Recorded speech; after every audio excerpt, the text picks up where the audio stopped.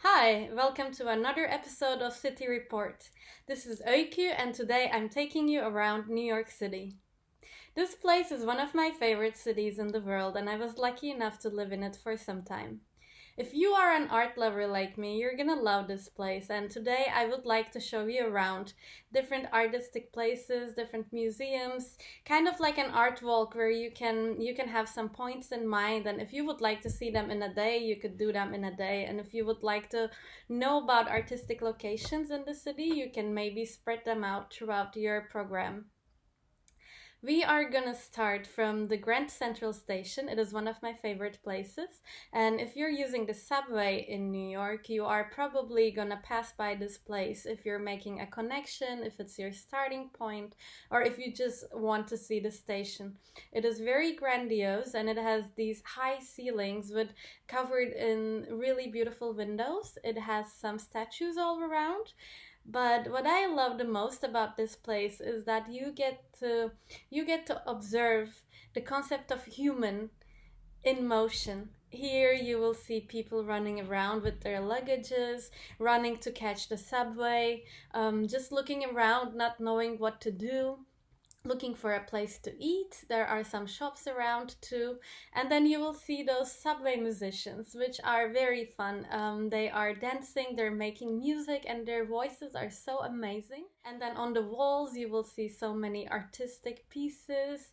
You will see advertisements for some art shows. This is one of the densest and one of the centers of the city. So you will get to experience what this city is about a lot in the station. So I start our tour from there, and it goes on with the route we would like to make. So wherever you're staying in your hotel, take the subway and get to the central station. Since it is the morning, you should be having breakfast around the station. I studied in a university very close by. It's in the New York State, but it's not in the city. So the campus was in a place called Ithaca for Cornell University. And whenever I get to the central station, I love to go to the club of my university. It's called Cornell Club. It has a restaurant, it has a lounge area, and you can take the express bus to the university from here, and you can meet people from school, which is a great networking opportunity.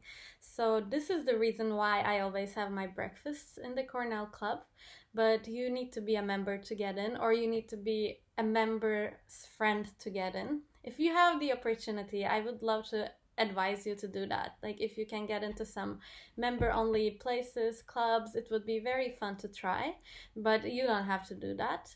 You can either get a quick bagel with some coffee, and they make amazing coffee in New York. And bagels are famous, so you could try that. There are many places scattered around. Or you could try the traditional breakfast in New York with some scrambled eggs and some sausages next to it, and you can just sit down and relax a bit to have your breakfast. I would advise you to do the second option, where you have a long and nice breakfast, where you sit down and rest for the day to come, because it is gonna be a very busy day where you will be walking a lot, observing a lot, taking in, and looking at sights that would broaden your imagination, let's say. So it's good to have a full stomach before you do that. When you finish breakfast, you should walk along the famous Fifth Avenue, and you will get to the MoMA Modern Art Museum. Before we get here, I want to tell you that you will do all of your tour while walking today. If you are comfortable with walking, that's great. If you're not, you can always take the subway and get to different places. But New York is a city which is very easy to walk to places, both because the roads are very linear and they're numbered, so you know where you have to go and it's very easy to get there. And also because in every weather there is something very interesting going on. while you're walking. I mean, if it's summer, it's really hot outside, so you see people in different styles. If it's spring and fall, it's the easiest time to walk because of the weather. But like if it starts raining in the fall, you can just go into a cafe and take shelter, or better, you can get into a museum and take your shelter there. If it's winter, that's my favorite season in New York. It gets a little cold, so you really have to be prepared. But I mean, imagine going to a ballet and it starts snowing and you don't expect to have the whole city covered under snow, but once you get out, you maybe even not be able to find your car. That's the winter in New York, and I just like it. You know, it's amazing to walk under the snow, or like walk in Central Park where the whole city is covered under snow. I assume we're having our walk in the fall time because now it's fall. We're falling leaves, and you know, like Halloween decorations are all over the city. So we're gonna have our museum tour while walking the city. So be prepared for it. Here you see it in the map. We're taking the famous Fifth Avenue to get to MoMA. You may have heard of this street in songs from different people, from like Saks, the important fashion brands, but everybody knows the street in the city, and it's one of the main streets. So you walk along it and you get to MoMA. Here there are so many modern art pieces that you probably know, like the Scream by Edward Munch, or like Salvador Dali's different pieces, Ron Magritte's different pieces. It is a very enchanting place where your imagination is gonna be fed very, very well. I would devote 4 to 5 hours to this museum, just walking around, sitting down, and taking in different colors, graphics, textures, anything, you know, immerse yourself in this art and immerse yourself into people who are looking at this art. I think that's also a very interesting part of art museums, is to watch people, how they interact with different artistic objects, and just enjoy where you are. MoMA obviously has a really nice cafe, but once you get out, if you want to do something more New Yorker or local, you can just like grab a coffee from one of the small coffee shops scattered across. As I said before, coffee in New York tastes really, really good, and it's always a great experience to just sit by the window and have your coffee and then look at people, how they walk around, observe them, and how life is for real New Yorkers. Very close to MoMA, there is another design museum.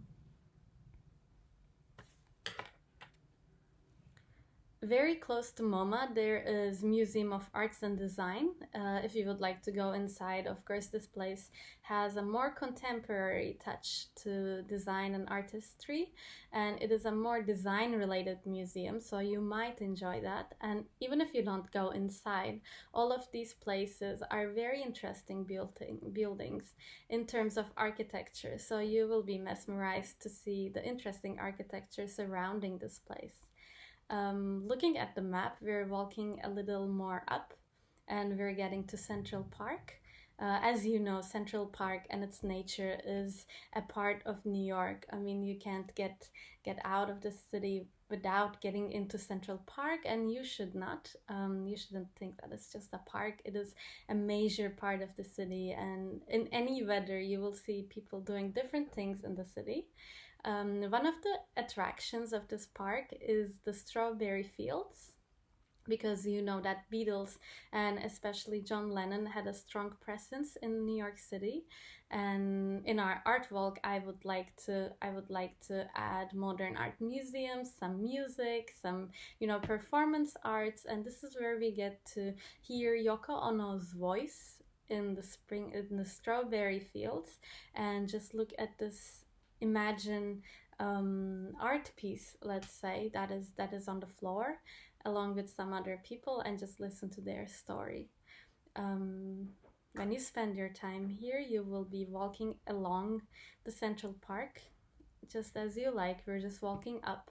You will be gazing at the trees, at the people. This is the real local New York life. Everybody's in Central Park. In wintertime, sometimes the lake gets frozen, and one of my favorite books, The Catcher in the Rye, talks about this, and I just really, really enjoy that book. If you have read the book, maybe this park is gonna sound even more interesting to you.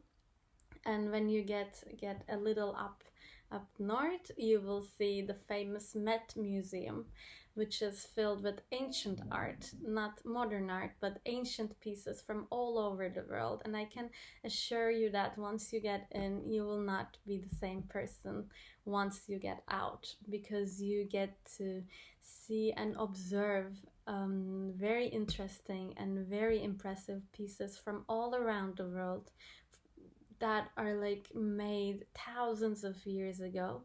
And it is just so interesting to look at the way people looked at life thousands of years ago. I mean, whatever you're going through right now, whatever you're feeling, maybe they have felt it too, and they put it in the art pieces. So this is a place you might enjoy, and it is right in the Central Park, so you will enjoy the location as well. Close to it, when you get just outside of the park, there is the Guggenheim Museum, which is interesting both on the inside and on the outside, because the famous architect Frank Gehry made the building and just added this piece to the highlights of New York. It is famous all over the world, both because of its world-class exhibitions and because of the building itself. So I could advise you to visit that place too.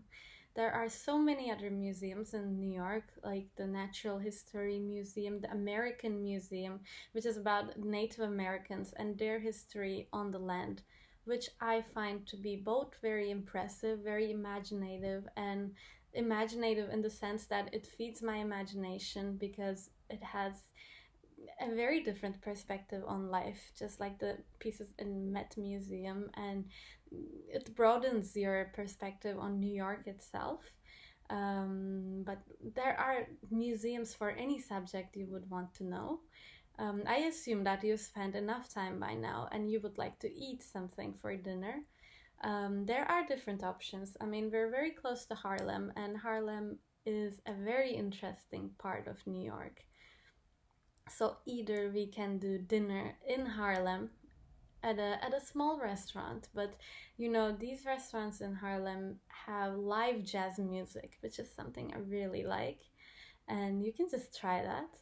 Or you can take the subway and go back to the Times Square and just get into any restaurant you choose, because they have world-class food, very interesting things. You will be surrounded by tourists though, be ready for that, but it's okay. I think you should be deciding on your dinner plans according to your evening plans. What I would love to end the day with in New York is obviously by going to a performance arts show. There are many little theaters across the city, like independent or like big venues, grand venues, Apollo Theater, which is a historical place. You can pick whatever you want, but since you're in the city, I think it's important to experience the Broadway shows as well. So I advise you to just take the subway back to Times Square either before or after dinner and get to a Broadway show. You can get your tickets either online or from the Times Square, and whatever show you catch here, I can assure you is gonna be a lifetime experience. I mean, you're gonna get out feeling very happy, very joyful, and you will just marvel at the show they put on. Choose your performance arts and enjoy that, because this is a big part of the city. Lastly, when you get out, let's assume that you get out of Broadway, you should see the Times Square. I mean, it is both a local and touristic experience to go to that square, but you will understand why they call New York the city that doesn't sleep. It really doesn't sleep here. It is full of lights, full of people, crowded, and at night it's even more beautiful. So don't miss going to that place at night. And enjoy it as long as you can. You're in New York, you don't have to sleep. I hope you enjoyed my video, and I hope you will enjoy New York if you're going there or if you're just getting a little taste. Hope to see you in other videos with City Report. Ciao!